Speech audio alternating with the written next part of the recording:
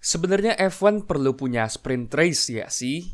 Kalau dipikir-pikir, jumlah Grand Prix per musim F1 sekarang kan udah banyak banget. 22 untuk musim 2022 ini, dan tahun 2023 udah jadi 24. Itu belum termasuk 3 sprint race pada 2022 dan terencana 6 sprint race untuk 2023. Salah satu driver yang angkat suara tentang hal ini adalah Max Verstappen.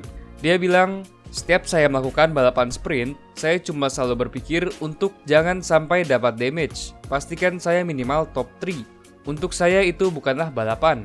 Saya tidak mengerti apa masalahnya karena kita sudah punya banyak balapan yang seru. Jadi tidak perlu ditambah 1/3 balapan lagi." Tapi apakah benar yang dibilang Verstappen tadi? Kalau kita lihat balik, sprint race awalnya muncul di musim 2021 dengan nama Sprint Qualifying. Pada weekend sprint qualifying, akan ada 2 balapan, satu pada hari Sabtu dengan jarak 100 km, dan balapan pada hari Minggu seperti biasanya berjarak 300 km. Kualifikasi untuk balapan sprint akan ada di hari Jumat, dan hasil dari sprint di hari Sabtu akan menentukan grid untuk balapan utama di hari Minggu. Sejak wacana sprint pertama kali diumumkan, fans F1 kebagi ke 2 kubu. Satu kubu yang mendukung adanya sprint race. Buat mereka, adanya sprint ini menambahkan keseruan dalam sebuah weekend F1 yang dari dulu formatnya gitu-gitu aja. Kan kita sebagai fans jadi dapat lebih banyak balapan, lebih bagus dong. Sementara di kubu sebelah yang tidak suka adanya sprint, mereka bilang kalau sprint itu cuma gimmick dan adanya sprint malah akan mengurangi keseruan dari balapan utamanya. Dengan kualifikasi yang berbentuk balapan, banyak mobil yang akan start balapan utamanya pada posisi yang sudah sesuai dengan race pace mereka. Jadi di balapan utama nggak akan ada banyak perubahan posisi lagi. Dan kedua kubu sama-sama valid.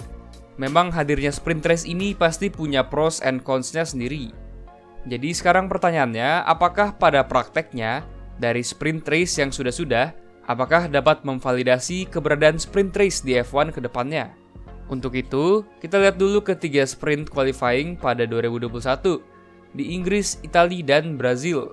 Di Inggris, Max Verstappen dan Lewis Hamilton berduel di lap pertama, namun setelah itu jarak antara keduanya mengambang di antara 1-2 detik sepanjang balapan sampai finish, tanpa ada percobaan serius dari Hamilton untuk mengambil P1 dari Verstappen.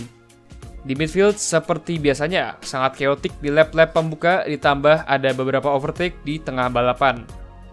Lalu di Italia, ceritanya kurang lebih sama. Di midfield ada beberapa battle. Sementara jarak antara P1 yaitu Valtteri dan P2 yaitu Max berada 1-2 detik saja sepanjang balapan, tanpa ada perubahan sampai finish sekalipun. Di Brazil, Lewis Hamilton harus mulai dari P20. Jadi selama balapan kita dihibur Hamilton dengan overtake banyak mobil di midfield. Tapi selain itu ceritanya di depan juga sama aja. Justru jarak antara Max di P2 dan Valtteri di P1 lebih kecil lagi. Kadang bisa sampai 0,4 detik aja. Tapi ya udah begitu aja sampai akhir kita nggak ngeliat percobaan yang serius dari Verstappen untuk coba ambil P1 dari Bottas. Lanjut ke 3 sprint berikutnya di 2022. Pada sprint di Imola, pertarungan midfield seperti selalu action-packed. Namun bedanya, kali ini di pertarungan depan kita akhirnya melihat ada kehidupan. Max Verstappen yang jatuh dari P1 ke P2 di start, membuntuti Leclerc selama balapan. Tapi kali ini terjadi pergantian posisi untuk P1 antara Max dan Charles, dengan Max mengambil P1 dari Charles di lap 20 dari 21. Sprint selanjutnya di Austria kali ini. Di sprint ini pertarungan antara P1 dan P2 cuma ada sedikit di lap pertama. Malahan yang kita dapat adalah battle antara kedua driver Ferrari untuk P2. Leclerc dan Sainz dorong-dorongan di turn 4 yang terkenal resikonya sangat besar. Di midfield kali ini cukup kalem, kalau bukan untuk Sergio Perez dan Lewis Hamilton yang mulai di posisi yang cukup di belakang. Sprint ketiga di Brazil tadi pagi. Dan wah, sprint kali ini lebih berisi sih dibanding sprint yang lain. Russell dan Verstappen berduel untuk kemenangan. Dan habis itu Sainz dan Hamilton juga ikut menyerbu Max Verstappen yang menggunakan ban medium. Di midfield kebanyakan aksi juga terjadi di lap-lap pembuka, sementara setelah itu balapannya menetral. Dari ke-6 sprint yang sudah berlalu ini, emang kelihatan sih kalau kebanyakan aksi dan overtake-nya bakalan terjadi di lap-lap pembuka. Dan di pertarungan depan juga nggak akan selalu terjadi perebutan posisi yang terlalu intens. Karena mereka cuma fokus untuk jangan sampai blunder. Kalau sampai kandas di sprint, Grand Prix besoknya bakalan terkompromi.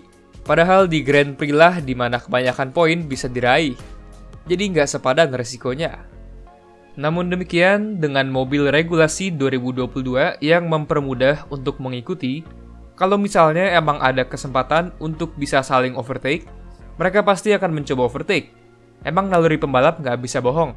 Kayak yang kita lihat di Imola untuk P1 antara Max dan Charles, P2 di Austria antara Charles dan Carlos, dan antara Russell dan Verstappen untuk P1 di Brazil. Dan kalaupun overtake di depan juga nggak sering terjadi di balapan sprint, ya nggak apa-apa, emang sprint ini kan cuma format kualifikasi aja. Jadi jangan dibandingin sama balapan utamanya atau Grand Prix-nya. Udah pasti beda level. Jadi buat gue, sprint is fine. Nggak ada masalah sama sprint. Apalagi dengan regulasi mobil tahun ini yang sepertinya mendorong para drivers, baik di midfield ataupun di depan, untuk lebih banyak mencoba overtake. Sesekali format weekend dijadiin sprint, nggak apa-apa juga biar ada variasi gitu. Tapi untuk tahun 2023 yang direncanakan akan ada 6 sprint, jujur gue juga masih agak nggak yakin ya apakah itu kebanyakan sprint atau enggak. Karena jujur gue juga cukup suka sama format weekend F1 yang kayak biasa, dimana atmosfer selama satu weekend tuh terus naik. Dimulai dari practice, terus naik lagi ke quali, dan puncaknya di Grand Prix-nya pada hari Minggu. Jadi kita tunggu aja sih apakah dengan 6 sprint di 2023 itu kebanyakan atau enggak. Jadi gimana pendapat kalian tentang sprint? Suka, nggak suka, atau punya opini lain? Apapun itu bisa kalian kasih tahu di kolom komentar di bawah. Sekian dan terima kasih.